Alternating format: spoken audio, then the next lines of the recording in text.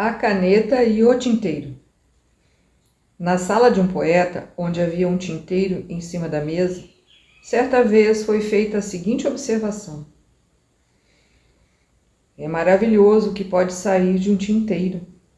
O que vem a seguir é realmente uma maravilha. Sim, de fato, respondeu o tinteiro para a caneta e os demais objetos sobre a mesa.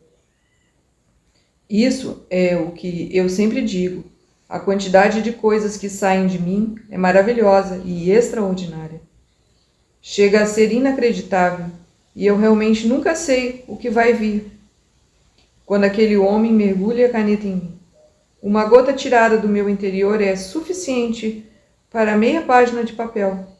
E quanta coisa cabe em meia página de papel? E o tinteiro continuou. Todos os trabalhos do poeta são produzidos a partir de mim. Todos aqueles personagens imaginários que as pessoas sentem, que conhecem ou acham que já encontraram alguma vez. E todos os sentimentos profundos, o humor e os retratos vivos da natureza. Eu mesmo não entendo como isso acontece, pois não sei nada de natureza, mas ela certamente está em mim. De mim saíram para o mundo todas aquelas descrições esplêndidas de senhoritas charmosas, de bravos cavaleiros em montagens equilibradas, apenas nas patas traseiras, de mancos e cegos e de sei lá mais o que, pois garanto que nunca penso nessas coisas. Nisso você tem razão, disse a caneta. Você não pensa em nada mesmo, porque, se pensasse, saberia que apenas oferece os meios, ou seja, você fornece a tinta para que eu possa colocar no papel aquilo que há em mim e que eu desejo trazer à luz. É a caneta que escreve. Nenhum homem duvida disso, e a maioria das pessoas entende de poesia tanto quanto um velho tinteiro. Você tem pouca experiência, o tinteiro respondeu. Mal está em serviço há uma semana e já ficou muito gasta. Você se acha uma poetisa? Você é apenas uma serva. E antes que você chegasse, eu tive muitas outras. Algumas com pena de ganso, outras de fabricação inglesa. Conheço as canetas com bico de pena, tão bem quanto as com pena de aço, as com ponta de aço. Já tive ambas a meu serviço e terei muitas mais, enquanto ele continuar vindo. Ele, o homem que executa a parte mecânica, que põe no papel o que extrai de mim. Gostaria de saber qual é a próxima coisa que ele vai tirar do meu interior. Uf, seu potinho de tinta, retorquiu a caneta, com desdém. Mais tarde, naquela noite, o poeta voltou para casa após assistir a um concerto. Ele estava encantado com o desempenho admirável de um famoso violinista.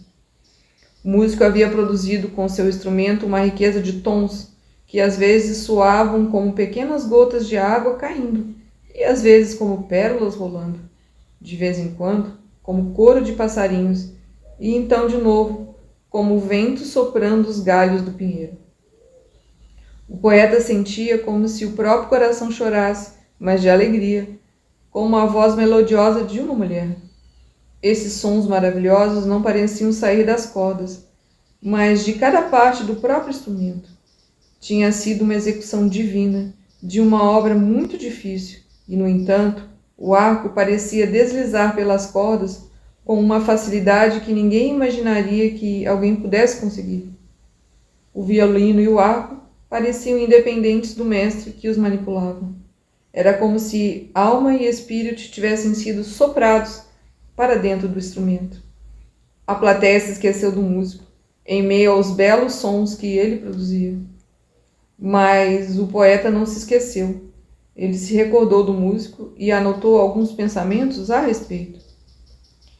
Como seria tolo se o violino e o arco se vangloriassem da execução, e, no entanto, nós, homens, com frequência, cometemos esse erro. O poeta, o artista, o cientista em seu laboratório, o general, todos nós cometemos a falha da vaidade. apesar de sermos apenas os instrumentos que o poderoso utiliza. Apenas a ele é devida toda a glória. Nós não temos nada em nós que deveríamos nos orgulhar. Sim, isso foi o que o poeta notou, e usou a forma da parábola e deu o nome a ela de O Mestre e os Instrumentos. Bem feito, Madame Tinta, disse a caneta para o tinteiro, quando os dois ficaram sozinhos de novo. Você ouviu quando ele leu em voz alta o que eu havia escrito? Sim, ele leu o que eu forneci para você escrever, retorquiu o tinteiro.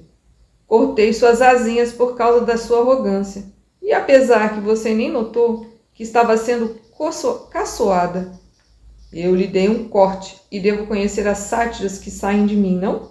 Uf, seu bridinho de tinta, a caneta exclamou. Seu pauzinho de escrever, o tinteiro replicou. Assim, ambos ficaram satisfeitos por terem dado uma boa resposta. É muito agradável acreditar que decidimos uma questão dando a última palavra. É algo que nos faz dormir bem. E naquela noite, os dois dormiram bem. Só o poeta não dormiu. Seus pensamentos se agitavam dentro dele como os sons do violino. Caíam como pérolas e farfalhavam como o vento forte no meio da floresta. Nesses pensamentos, o poeta compreendia o próprio coração. Eram como raios que partiam da mente do grande mestre de todas as mentes. Apenas a ele é devida toda a glória.